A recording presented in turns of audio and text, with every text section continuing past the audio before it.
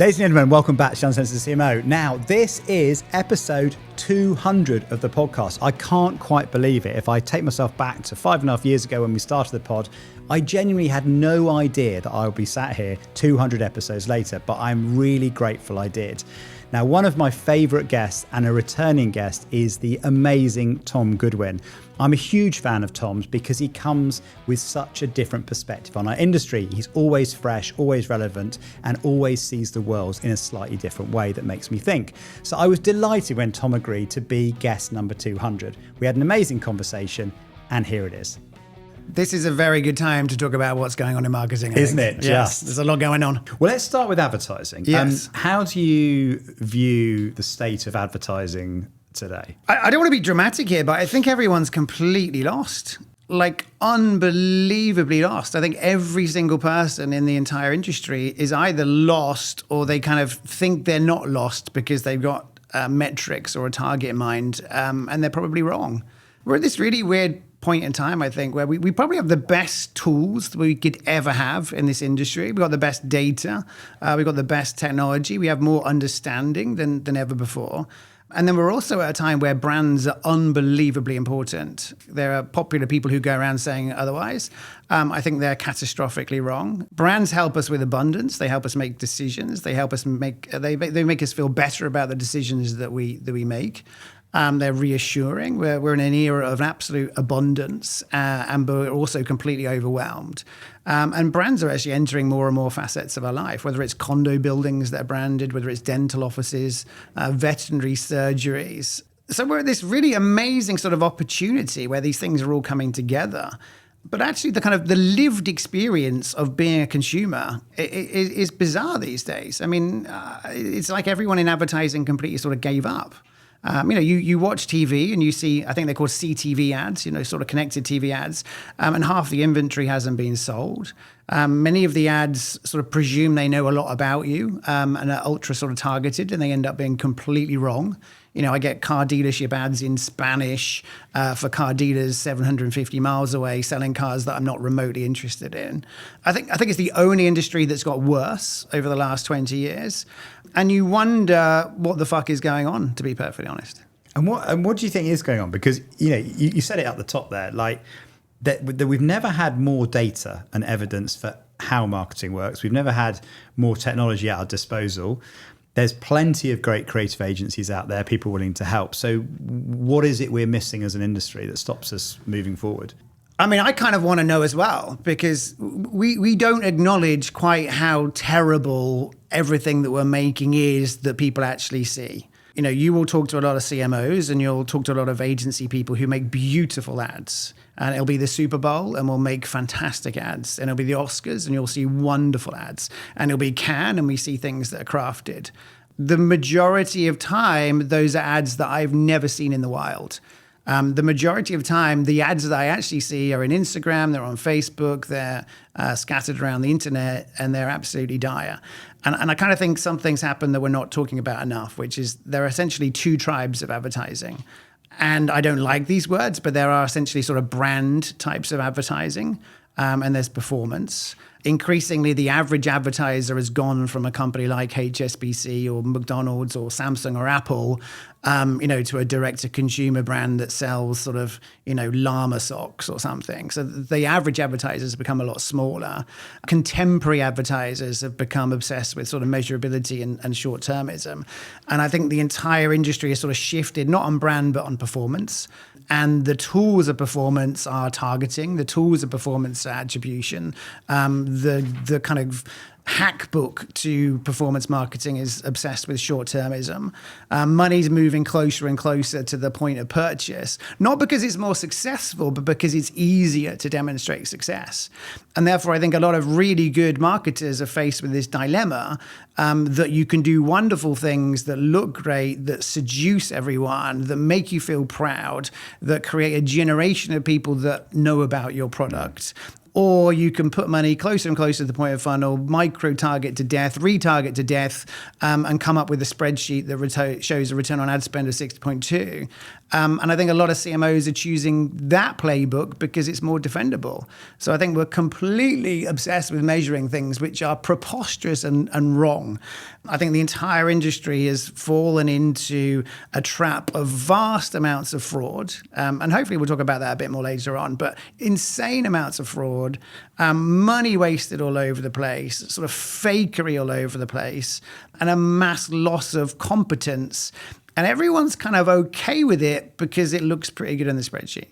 The quote that springs to mind is, I can't remember who said this originally, but not everything that matters can be measured. Yes. And not everything you can measure matters. Yeah. And I think that's part of the problem, isn't it? Because certainly in my career, we've become more and more short term. Yes. And we want more and more data. Now, wanting data is not a bad thing intrinsically, but if you're looking at the wrong data, and everyone becomes obsessed about what did I sell today, not thinking about what can I sell tomorrow. And I know I probably parrot this on the podcast too much, but the old Ehrenberg-Bass 95-5 rule, which is most people are not thinking about buying you. Like we're putting so much money into converting the demand that exists today. No one's focusing on the future. And I think the brands that are going to win are the ones that are going to play the long game. And so I suppose, the opportunity out there for brands to think differently when everyone's racing to the performance, bottom of the barrel, is those that build brands and do that kind of brand building going to win big time. I think this has happened because there's been a huge sort of swing in the pendulum towards technology people. Digital advertising is basically now advertising, and digital advertising is run by tech companies, and tech companies are people like Elon Musk, who don't understand how weird people are. I mean, he of all people should. They don't understand how sort of magical, but also how kind of weak advertising is. Like, advertising isn't logical. Like, we don't really know sort of why brands work. We don't really know how advertising works. And for a long time, we were quite comfortable with that ambiguity. And now we're kind of expected to sort of know things and measure things and prove things. It just doesn't really work like that. And a lot of the logic that people are following is wrong.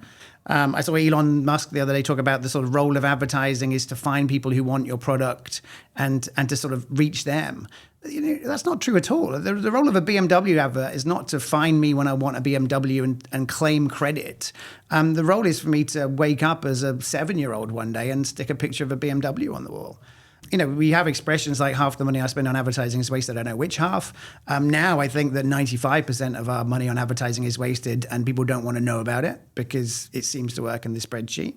I think we've fallen in love with everything we can measure. And at the same time, everything that we can't measure, we presume is entirely irrelevant.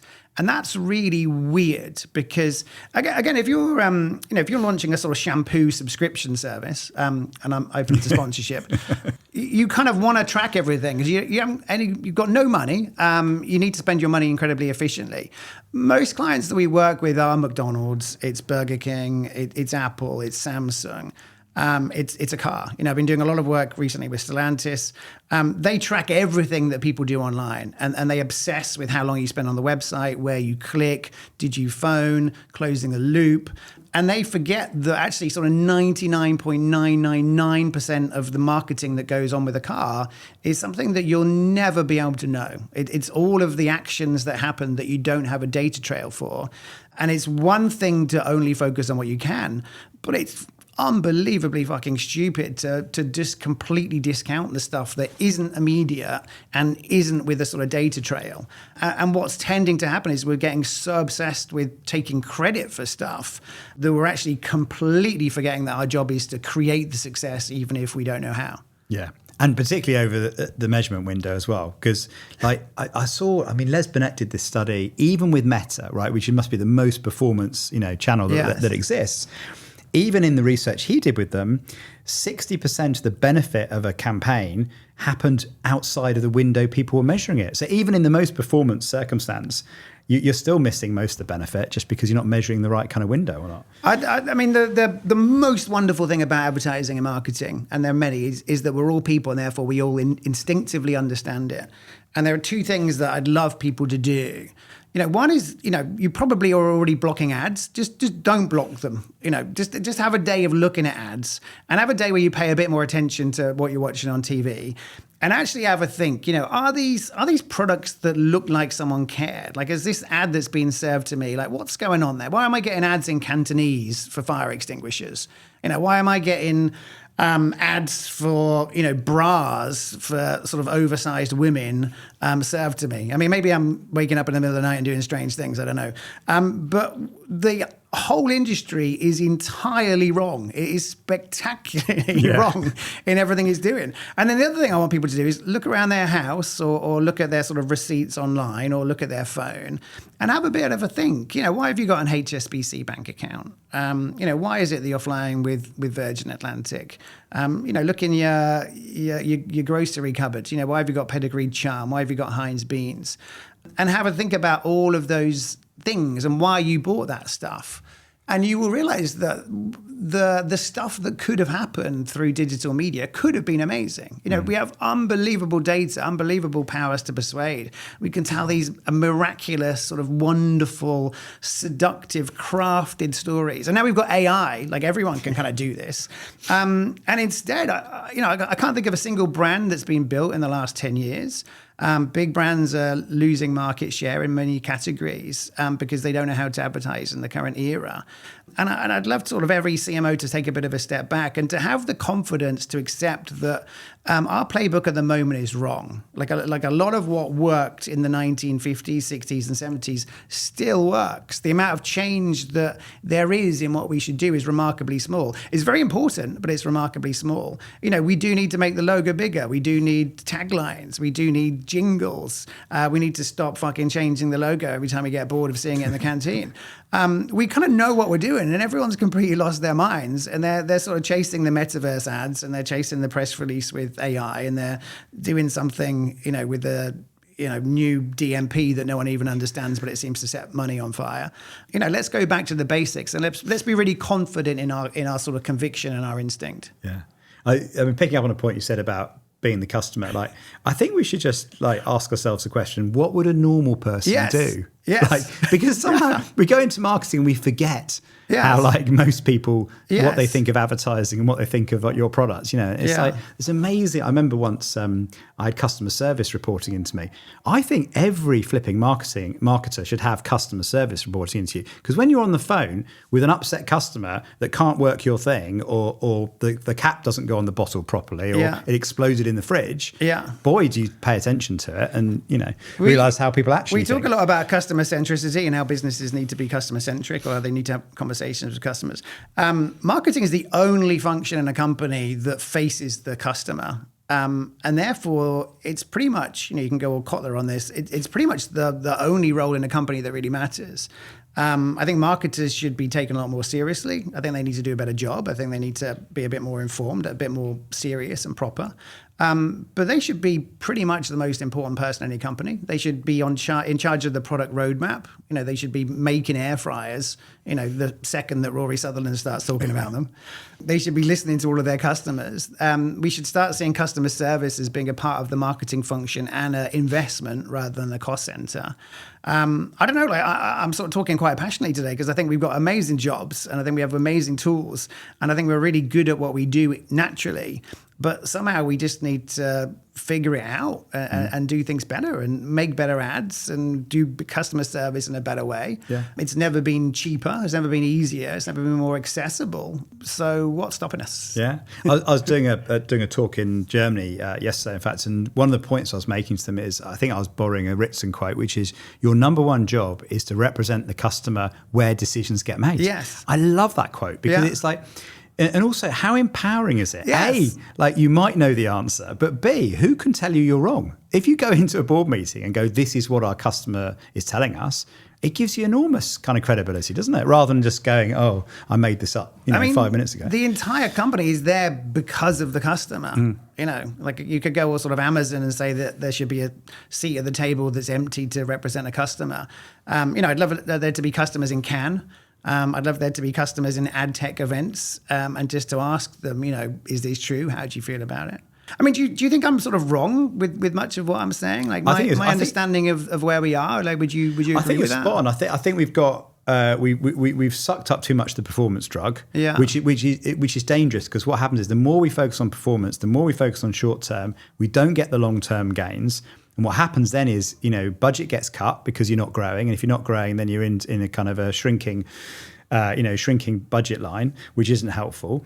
And as marketers, the thing that so I think marketing is both a leadership function and a service function, but we treat it as a service function. We should be treating it as a leadership function, which is, what does my consumer think? Where do I want to take them? What are the strategies that are going to get me there? What do I have to do? How do I bring the business on the journey with me? And the thing with the CMO role is pretty much the only forward-looking role. Some companies have like a CSO, right? So you might have a strategy person, which is nice, but most companies, it's the only one that's looking more than how's this quarter looking, how's this week looking, how's today looking, right?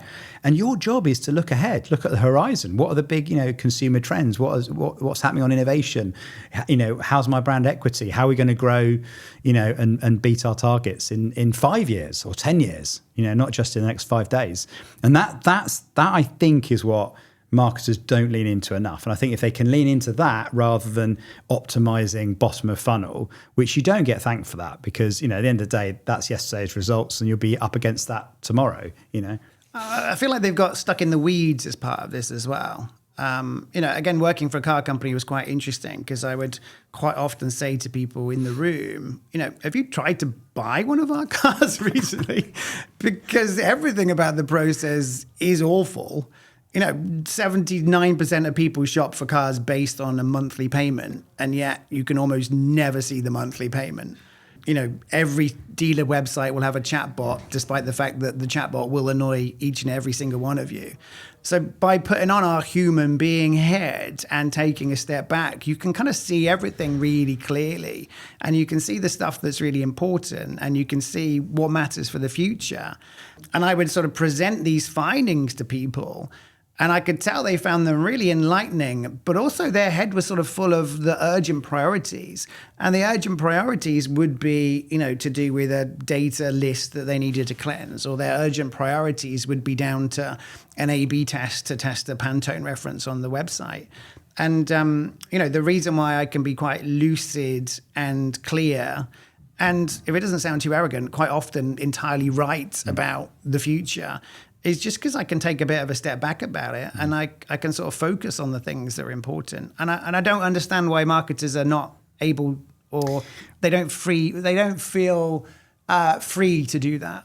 I think I discovered one of the reasons why. So years and years ago, I came up with this idea. I was working at Britvic Soft Drinks, and my idea was basically to create a business unit dedicated to innovation. Because what we were doing with innovation is we would launch it alongside the core range, and we'd give it about 3 weeks of attention, right? So for 3 weeks, this new innovation, one example which I really loved was we launched a natural cola called Pepsi Raw, made from natural sugarcane. It tasted amazing. It looked really cool. The advertising was brilliant. Do you remember it? Yeah, it was one of those things that you really should have worked and actually didn't. I won't go into the reasons why it didn't work, but anyway. But it got about 5 minutes of fame, and that was it. And then the business rolled on to the next month's priority and so on. Anyway. So my idea, going back to the kind of long and the short of it, was to say, what if we took innovation outside the organization, created a team? My insight was this, right? There were 7 different departments involved, from creating the idea to putting it on shelf. And so my idea was to take those 7 departments and smash them into one, right? So you had one team, had accountability for both, all the way from the idea, like the design and the look and the feel and the formulation and how it got made, through to what it looked on the shelf with all the point of sale that went with it, right? And therefore I could decide, where do I put my resource? Is everyone talking to each other? And it was like a horizontal alignment, right? Rather than vertical alignment, and it worked. It worked really well. And but what was interesting is I then got asked by people, this is amazing. How have you created all this change in the organization, right? So, and a couple of people said, could I mentor them and help them through it, right? And it was really interesting what happened, because when I tried to mentor other people with their ideas, they'd always go, but John, I'm too busy. Like I've got these short-term KPIs. I've got to hit this. I haven't got time to do the business case, go and do the research. And so basically what the advice I gave them is, you have to make a short-term sacrifice to create a long-term gain. And unfortunately, so I remember this weird moment where I actually had to go and apologize to a whole set of senior stakeholders and go, I'm going to let you down in the next 3 months.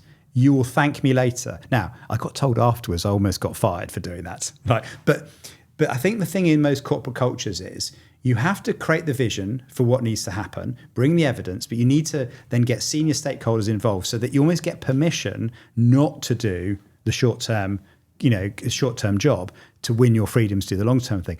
But that's hard, right? Because you've got to put your reputation on the line. You've got to get everyone aligned to it. But I think most marketers don't invest enough in that internal kind of engagement, because you've got to win the internal argument before you can win the external one, sort of thing. I think all of this explains very well the context in which what's happening is happening, where people are happy to spend a ton of money on fraudulent activity as long as it looks good in a spreadsheet, and they're happy to be sort of busy all day. And this is not said with judgment, it's said with empathy, because you need to understand why things are the way they are.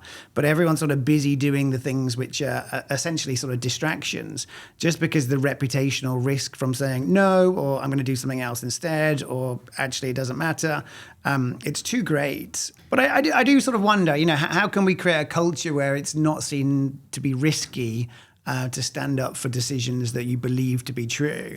Because I would hope that we're in our jobs because we're really good at what we do, and we got them and we got promoted because people trusted us.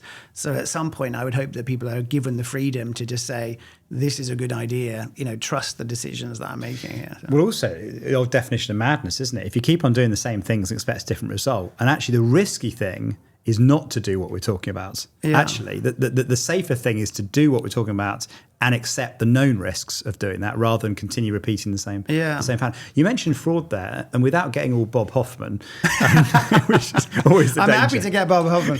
How Bob Hoffman do you want to be? But this is something that we have talked about for quite a long time.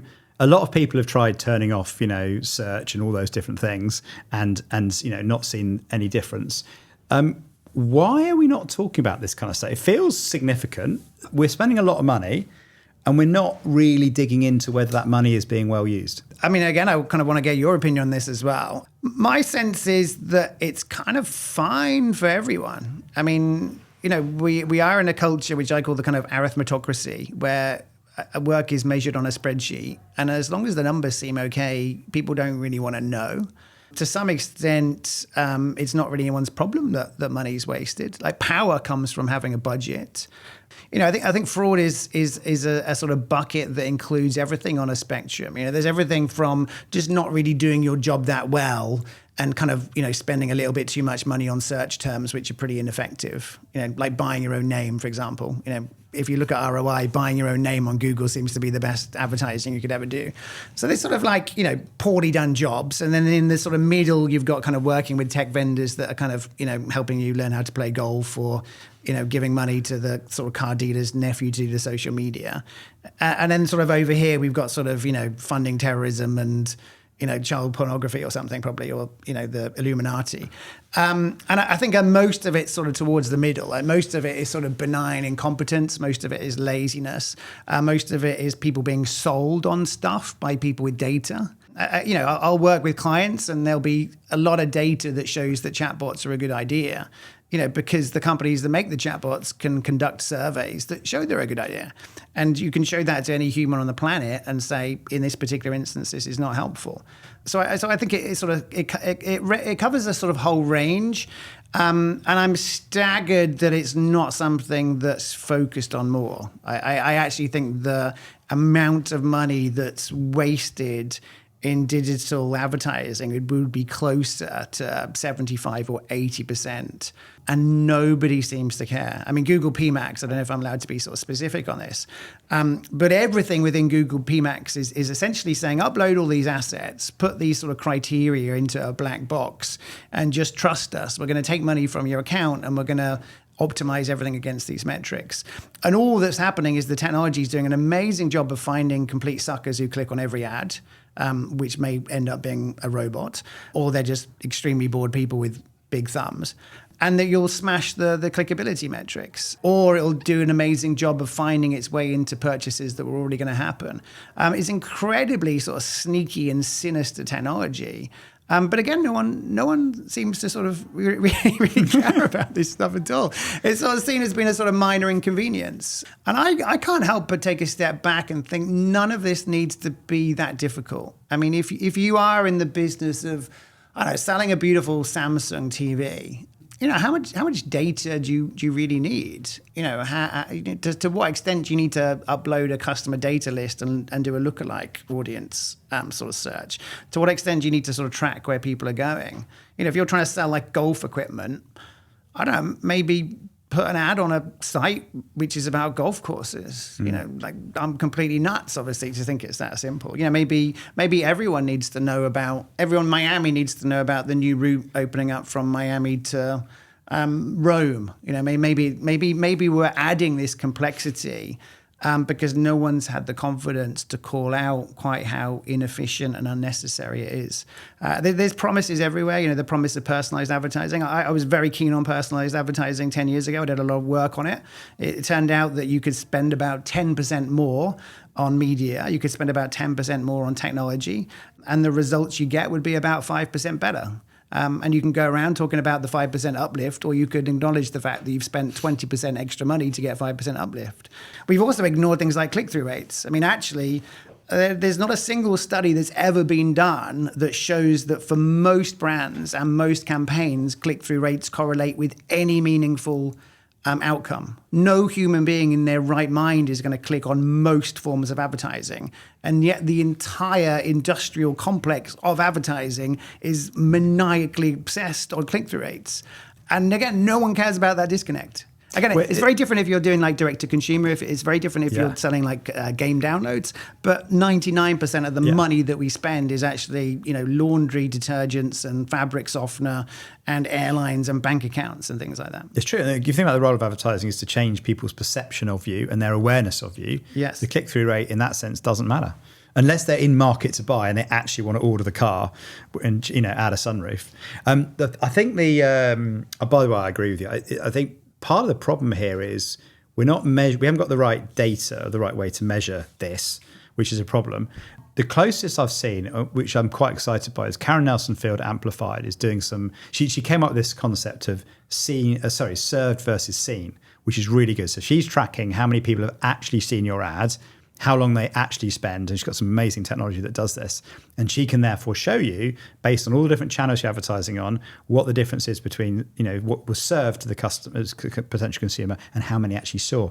And we're integrating her technology and ours at System One to look at what role does, the creative play, is it emotional, does it increase the chance of being seen, not just served. It's really exciting stuff. I think there's something interesting almost in a kind of scorched earth approach here. And it's something I tried to do with my clients, where I say, if we had no idea what advertising was supposed to be, and if we had no idea what a DMP and a SSP is, what would we do?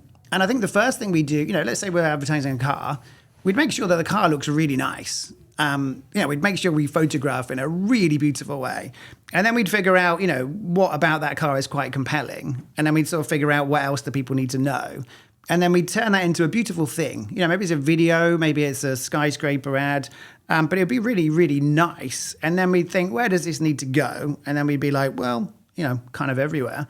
And then we do that. And we wouldn't kind of worry, someone didn't really see the ad. We'd be like, well, that's advertising. Sometimes you don't see it. Sometimes people see it, but they don't realize they've seen it. Sometimes the wrong people see it, but it means a lot, because when your husband's interested in that car, you go, yeah, good one, Mike. I like that one too. Like advertising is such a weird and sort of mysterious and slow and weak and magical thing. And maybe this goes slightly contrary to sort of System One in some ways. But I think we need to sort of recognize that there's a lot of stuff that we won't know. But that doesn't mean things that we know are a good idea are not a good idea. And I don't know how we can just sort of reset. Yeah. Your average advertiser today uses 245 different technology products as part of their tech stack. Wow. There are 15,000 technology companies out there. And you meet all these companies and they say so many things which sound sort of seductive, and they sound perfect, and they sound sophisticated. And I can't begin to describe to you quite how frustrated I get, because there are all these promises of personalization and trackability and delivery and proof. And then the actual lived experience of everything that you're served is completely disastrous in a way that doesn't work for anyone. It doesn't work for the media owner, it doesn't work for the advertiser, it doesn't work for the customer. And actually, I'd love to be part of a movement towards advertising that's really helpful to people. Like people want to see ads. People want to make decisions that they feel more comfortable about. They want to fall in love with a car. They want to learn about a shampoo that's been designed a bit for people with blonde hair. We are a helpful force for the world. We help people feel better about products that they save up to buy. We help tell people about charities to support. We help inform people. And this industry has kind of gone from being this sort of sexy, glamorous, fun and powerful sort of culture-creating entity to this really sort of sneaky and dark and sinister, sort of embarrassing sort of salesmanship. And I wish we could all have the confidence to walk into a meeting room on Monday and go, you know what? Like, fuck this. Like, let's do the really, really simple things that matter. Yeah. And let's do them really, really well. And let's have the confidence to go around and basically set fire to all these contracts that we've got.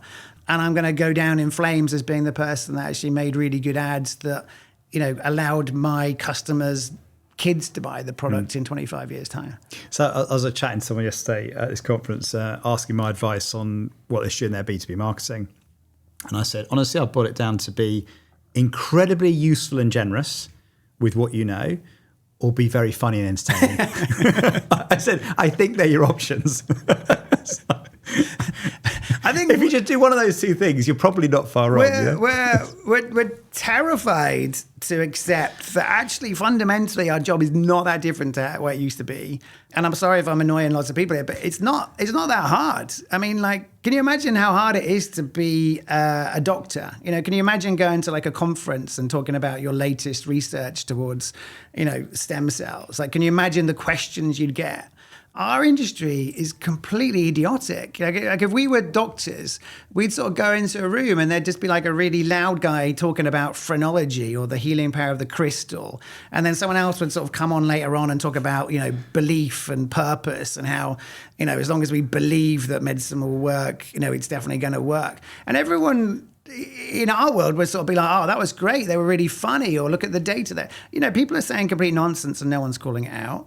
I actually think what we need is a lot more competence. We talk a lot about creativity in this industry.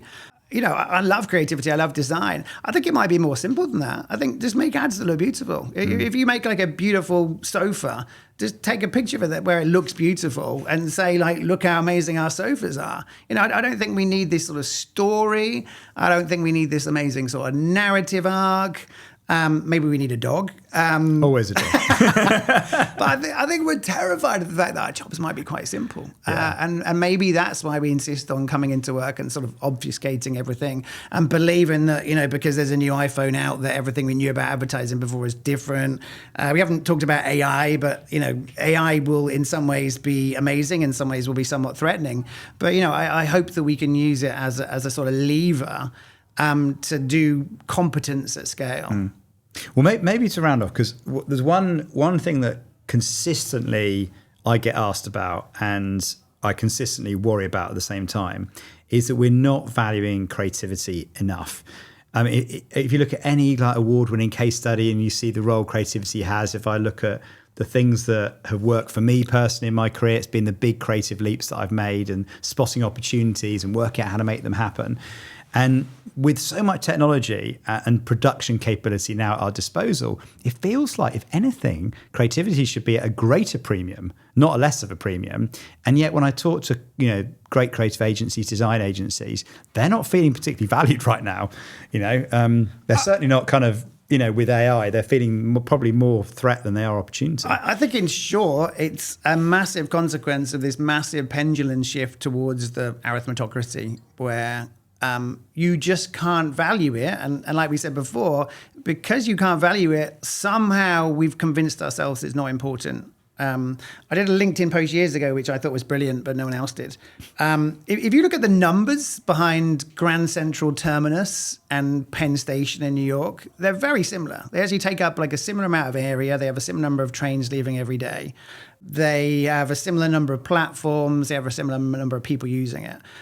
If you were to look at people's body language within them, and for people that haven't been to Penn Station, not the new Moynihan one, but the old one, it was one of the worst places you could ever go. You sort of somehow felt that you might just die, not because a homeless person might stab you, although they could, but just because it was the most miserable place you could ever imagine. And then you'd see people in Grand Central, and it was as if a sort of holy experience was coming upon them. It was as if their sort of train to, White Plains was going to take them to heaven or something. And you can look at that and you can say there's something magical here that's not going to come out in an Excel format. And you can look at that and as a developer decide that doesn't matter because you can't measure it. Or you can be a human being and take pride in what you do and accept that there is something unbelievably powerful to, whether you call it design or aesthetics or creativity, I don't think it matters. But it's an acceptance that there is a way of communicating beyond sort of logic, which allows people to feel something remarkable that you may not ever know about. And I think, in a way, we're kind of getting to a nice ending here. What we're kind of talking about is pride. So how can we do our job in a way where we're making stuff that when we see it, we think, I don't even want to see the spreadsheets. Like, I know I did a really good job here. And I'd love that to be the sort of rallying cry for our industry, where we can be really proud of the behavior that we kick off, but just the stuff that we introduce into the world. Tom, I love that. And actually, having spent the last 5 or 6 years doing a lot of work in New York, having never been to New York before that, I totally agree with your Grand Central Station point. It's like, of all the things that I kind of was told to go and check out, that's by far the one that exceeded my expectation. I'm like, this is so beautiful. And it's almost like being transported back 100 years to some golden era where everything's immaculate, everything's been thoughtful, everything's, of a great scale and wonder. And it's like, wow, I feel great. And the bar, I can't remember what the bar was called, but there's a bar downstairs, Amazing. Which is beautiful. Absolutely beautiful, yeah. And then the oyster bars and all that kind of thing. It's just like, it's like being transported onto the set of some magical film that, about the Roaring Twenties, it's great. That's what we need. The next banner ad to get you to download, cybersecurity software. It's going to feel like Grand Central. Should be the Grand Central. Yeah, the Grand Central of advertising. I love that. Well, listen, could not have ended on a nicer note. So, be more Grand Central, I think is the way to go. Tom, been awesome, mate. Thanks for catching up, and here's the next 200 episodes. I'll see you in 2 years. Indeed. Thanks, mate. Thank you very much for listening or watching Uncensored CMO. I hope you enjoyed that. If you did, please do hit the subscribe button wherever you get your podcast. If you're watching, hit subscribe there as well. I'd also love to get a review. Reviews make a big difference on other people discovering the show. So please do leave a review wherever you get your podcast. If you want to contact me, you can do. I'm over on X at Uncensored CMO or on LinkedIn, where I'm under my own name, John Evans. Thanks for listening and watching. I'll see you next time. I think we got them. Yeah, love it. Thank you. I don't think it seemed miserable, but I am. Not at all. No, you're quite optimistic. Like, what the fuck is everyone doing all day? Yeah. Like, seriously. Yeah. I mean, it would be amazing to actually have a lot of people express their thoughts on those questions. I really do think that people are kind of lost. Like, I think people just don't know how to do their job. And I'm not being like, it's not like a personal criticism. I don't see anyone that seems to be that confident anymore. Yeah. No, I think you're right.